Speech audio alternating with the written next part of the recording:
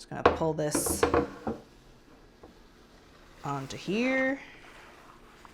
Almost dropped that, but no problem.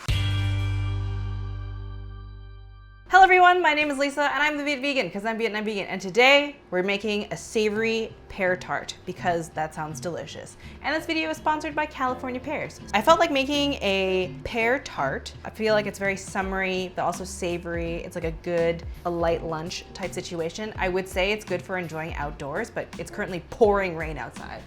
Like, look how dark it is. You probably can't hear the rain picking up on the microphone, but it's loud, okay? It's loud. On this very rainy day, we're gonna make us a savory cheese tart with pears, obviously. So I'm using California Bartlett pears.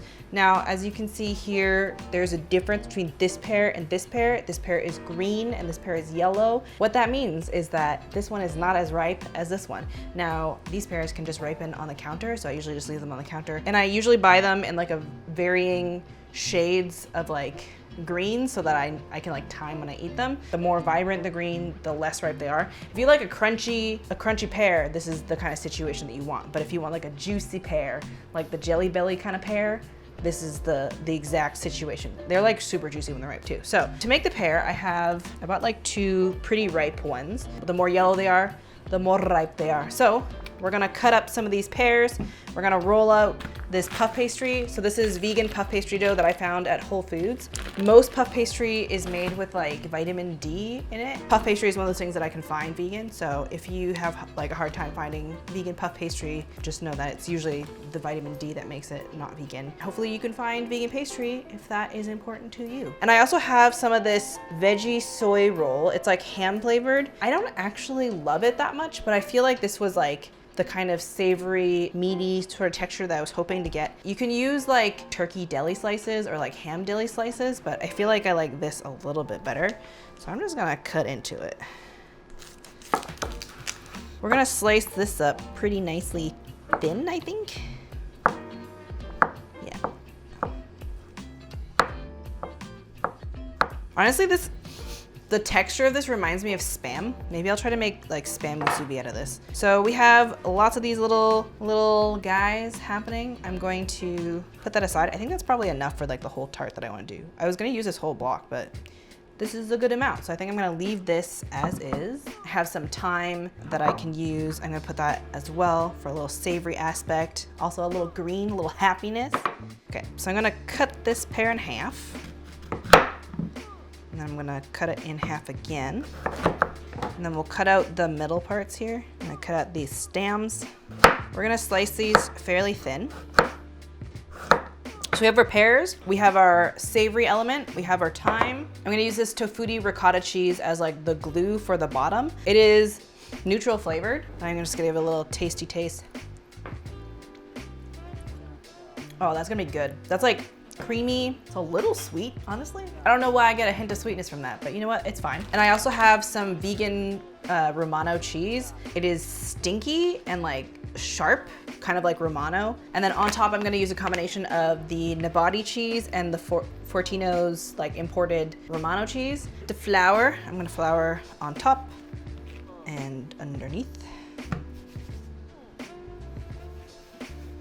I'm also going to put flour on my rolling pin.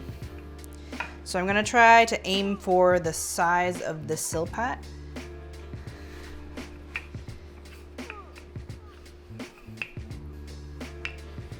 All right.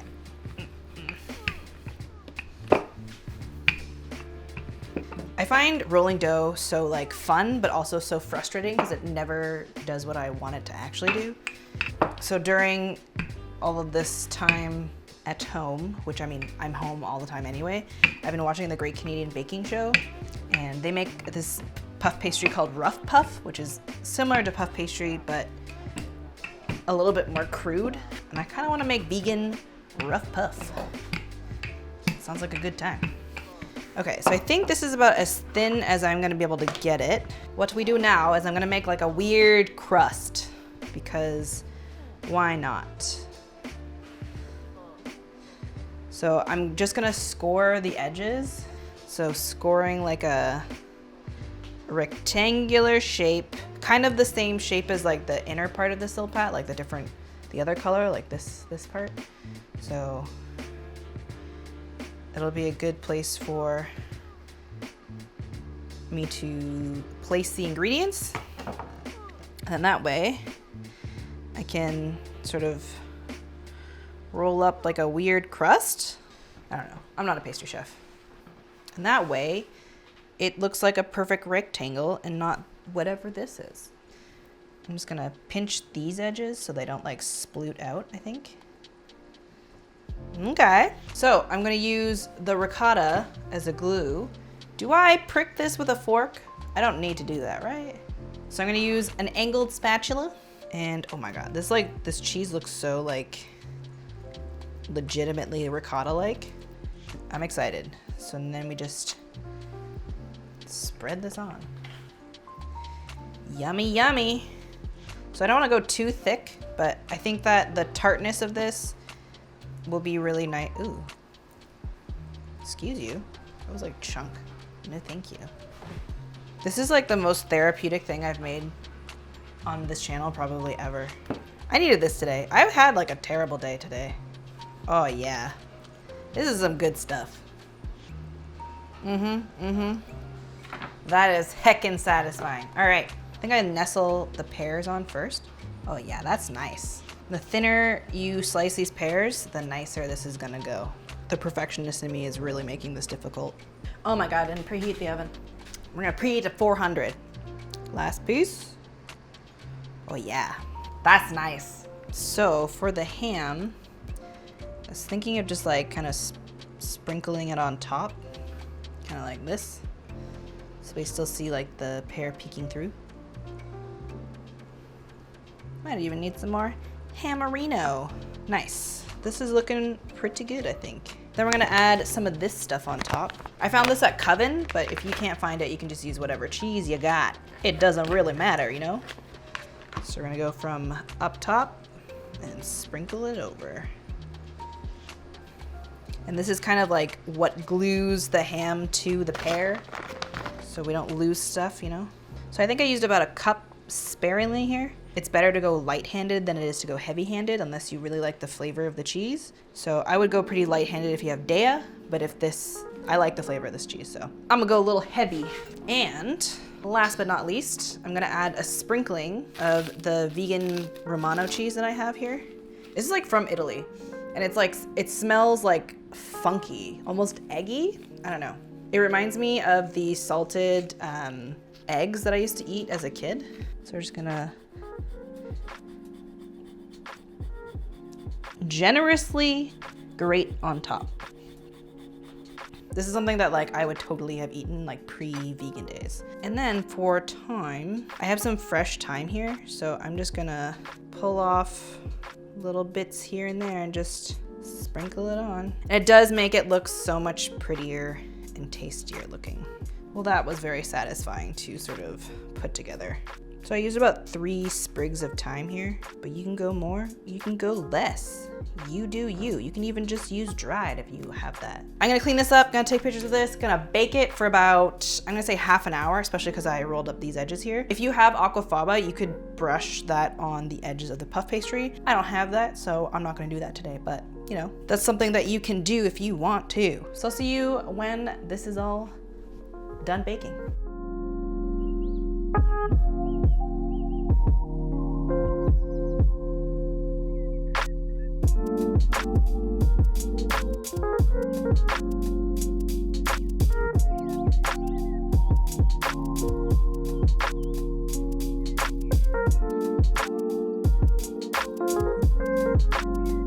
Now we're ready to eat. So I baked this for about 40 minutes. In retrospect, maybe I should have pricked the bottom because it kind of poofed up a little bit. And in between the layers, I kind of had to like stab the fork and then like let some steam roll out. And because of the steam coming up, it like pushed some of the pear to the side. You know what, it's fine because that's where I cut along it. So it's like, you know, it's fine, it's fine. But I'm very excited to eat this. Before I get into the taste test, I just want to give a shout out to California Pears. If you guys want to learn more about California Pears, their sustainability practices, more about like the organization and the farmers that grow California pears, be sure to check out calpear.com. I'll leave it linked down below if you guys want to. So without further ado, let's give it a little taste test. I'm very excited. I'm gonna get this corner piece. So I put extra thyme sprigs on top because I figured some of that flavor would sort of come onto the thing.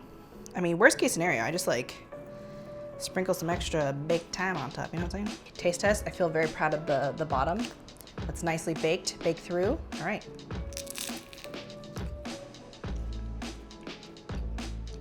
Oh, it's surprisingly sweet. It reminds me of a Pop-Tart in a good way. Or like a toaster strudel. Okay, the ricotta is pretty sweet, but playing with the ham and the sweetness of the pear, and then you have like the salty cheese on top, that's a good time. Okay, wow, that's actually really good. I mean, how can you go wrong with like puff pastry, right? If you guys want this recipe, I'll leave it linked down below. Like I said, if you don't have all the ingredients, you can always just like play around and just like adjust it as you go with what you have. I mean, you really can't go wrong as long as you have puff pastry, pears, some sort of a savory element, and then some sort of cheesy element, you know what I'm saying? Because the cheese sort of like insulates the pears so they don't dry out, so they kind of end up being really nice and tender in the bake. And the ricotta is like the glue. You could do that similarly with like a tofu ricotta if you wanted to. You just need to like blend it a little bit more so that it's like smoother.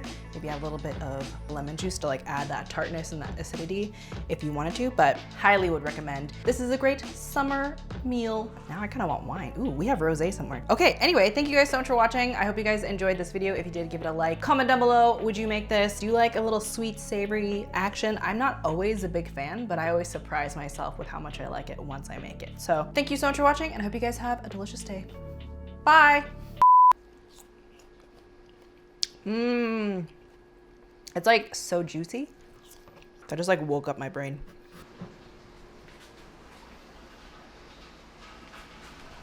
Excuse you, that is so loud. And then it just got louder.